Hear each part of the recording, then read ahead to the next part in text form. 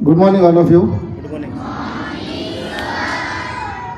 गुरुर ब्रह्मा गुरुर विष्णू गुरुर देव महेश्वरा गुरुर साक्षात परब्रह्म तस्मै श्री गुरुवे नमः.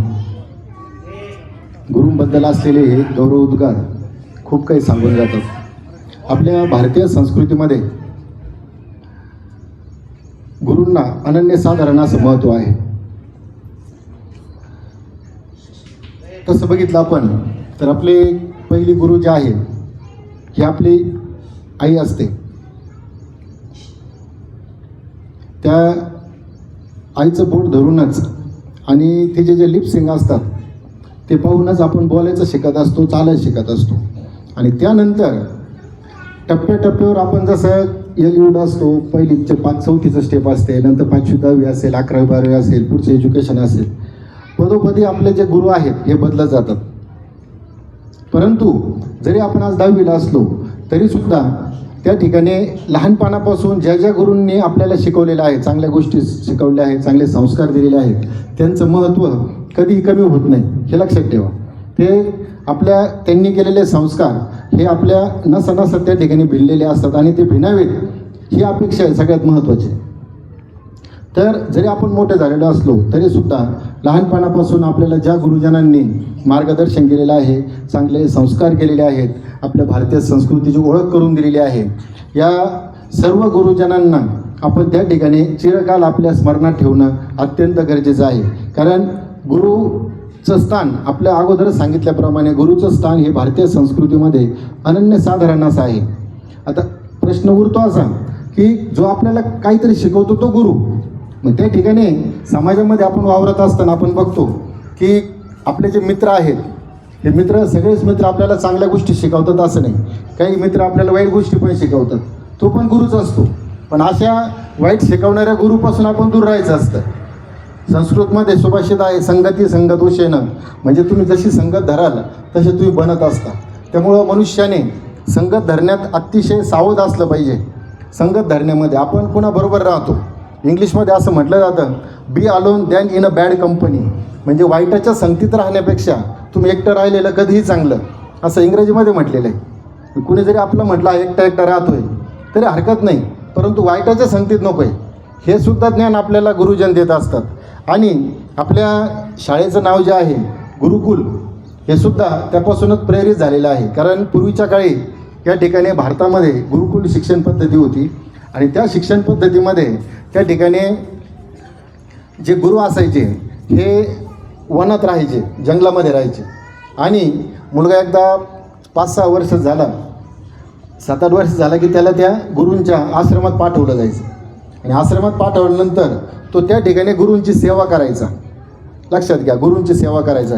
ज्या कुटीमध्ये, ज्या झोपडीमध्ये ते गुरु राहायचे त्या गुरूंची सेवा तो करायचा. ते झाडून घेणं असेल, स्वच्छता करणे असेल, पाणी भरणं असेल, स्वयंपाक करणं असेल, दिवस जंगलामध्ये फिरून अन्न गोळा करणं असेल, या सगळ्या सेवा तो करायचा. आणि त्याच्या बदल्यात ते गुरु त्याला ज्ञान द्यायचे. त्या बदल्यात ते त्याला ज्ञान द्यायचे. म्हणजे आपले जे उपनिषद आहेत, वेद आहेत, याचं ज्ञान ते त्याला त्या ठिकाणी देत असत. आता आपल्याकडे परीक्षा होतात, unit test, terminal, annual exam होतात, बोर्डाची परीक्षा होती 10वी-12वीची. तशा लेखी परीक्षा त्यांच्याकडे नव्हते त्या काळात. त्या काळात ते काय करायचे, काहीतरी त्याला एक टास्क द्यायचे, कळत न कळत द्यायचे. ते काय जाणीवपूर्वक ना आपल्याला सांगून असतं परीक्षा. आता युनिट टेस्ट चालू होणार आहे 18 तारखेला, 20 तारखेला. आपण फॉर्मॅट देतो, किती मार्काचा क्वेश्चन पेपर हे पण दिलेलं असतं आपण सगळं.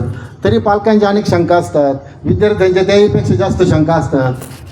हाच प्रश्न कसा, तोच प्रश्न कसा, आपल्याला खूप इतकं सुलभ झालेलं आहे तरीसुद्धा आपल्या शंका वाढलेल्या आहेत.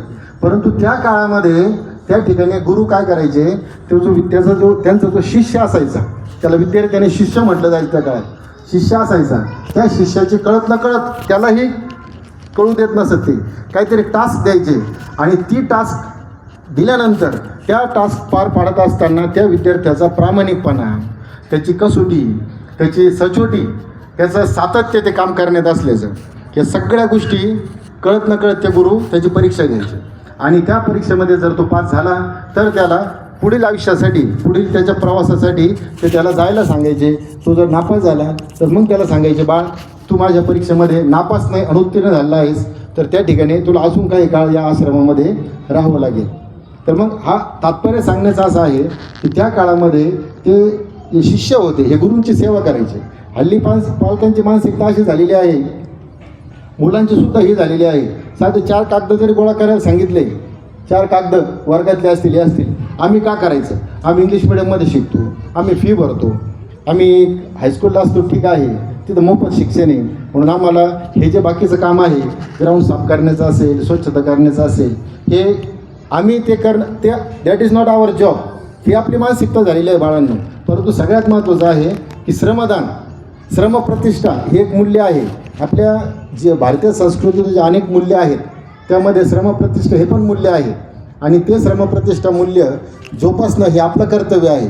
त्यामुळे जरी आपल्या शिक्षकांनी, आपल्या गुरुजनांनी आपल्याला काही काम सांगितलं, मध्ये टी व्हीवर एक व्हॉट्सअपवर एक व्हिडिओ व्हायरल झाला होता सर, आत्ता शाळा उघडली 15 जूनला ना, त्या काळात कुठेतरी एका मराठी शाळेमध्ये त्या विद्यार्थ्यांना, त्या शिक्षिका ज्या होत्या भगिनी, त्यांनी काहीतरी कबड वगैरे साईडला सरकवायला किंवा बेंच सरकवायला, साफ करायला सांगितलं होतं आणि त्यांना खूप त्या ठिकाणी व्हायरल झाला तो व्हिडिओ आणि भरपूर प्रतिक्रिया आल्या, पॉझिटिव्ह आल्या, निगेटिव्ह आल्या. काही निगेटिव्ह प्रतिक्रिया दिल्या, मुलं शाळेत काम करायला जातात का, मुलं शिकायला जातात, मग शिक्षक त्यांच्याकडून काम करून घेतात. परंतु खूप सुंदर काही विचारवंतांनी खूप चांगलं मत मांडलं लाटे सर त्याच्यावरती. ते म्हटले, ठीक आहे, विद्यार्थी शिकण्यासाठी जातात हे आम्हा सर्वांना कळतं, परंतु त्याचबरोबर श्रमप्रतिष्ठा हे सुद्धा मूल्य आहे, ते सुद्धा विद्यार्थ्यांनी जोपासलं पाहिजे. आणि शिक्षकांनी काय घरच्याने काम सांगितलेले, ते श्रमप्रतिष्ठा ते करण्यासुद्धा सवय त्याला असली पाहिजे, ते काम करण्यासुद्धा. त्यामुळं हे पण लक्षात ठेवायचं आहे, आपण फक्त आपण शिकण्यासाठीच नाही तर आपली श्रमप्रतिष्ठा जी आहे ती सुद्धा आपण या ठिकाणी जोपासली पाहिजे.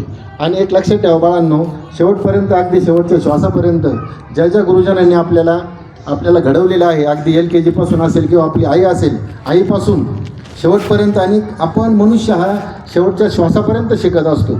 जो व्यक्ती आपल्याला चांगल्या गोष्टी सांगतो तो आपला गुरु असतो.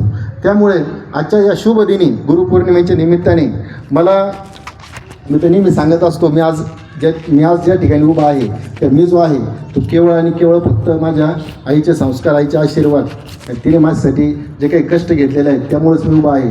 एवढी कृतज्ञता प्रत्येकाने आपल्या आईच्या प्रती आणि जे इतर सर्व गुरु आपल्या आयुष्यामध्ये आत्तापर्यंत आलेले आहेत, जिथून पुढे येणार आहेत त्यांच्या प्रती त्या ठिकाणी प्रत्येकाने कृतज्ञता बाळगावी.